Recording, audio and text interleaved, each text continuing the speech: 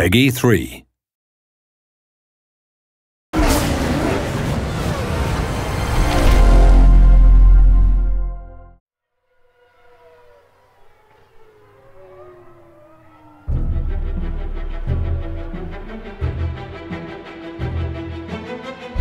It's really the ultimate experience.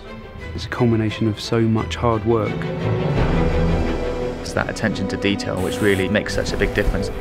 The drama, the tactics, the excitement, the strategy, we really have got to the heart of the sport.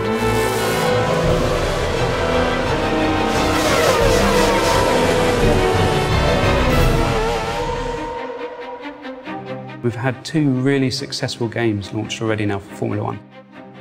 When you're evaluating what to do in the next instalment, you really want to improve on everything that's there. The aim for the 2012 game is to make more of a complete F1 experience. At the start of the game now, we've got the Young Drivers Test. It's a real test that exists in real life. It's set in Abu Dhabi in 2011, and you get a chance to drive either the Red Bull, the Ferrari or the McLaren.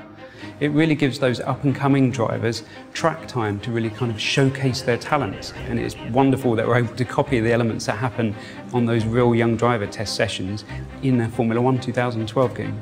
I remember my first test was with Red Bull Racing at the end of 2007. And you know, even 3 years later, the people who ran me at the test still remember the job that you did, you know, so the first impression really is important. People still talk about the first time Lewis tested at Silverstone for McLaren, and you know, so it is a hugely important day for a racing driver.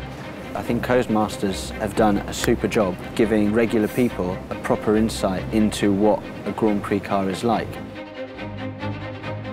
The hot lap videos, you see these kind of things on TV all the time, and we're using Anthony Davidson, an ex-Formula 1 driver. And he's really just directing you on what makes a good lap.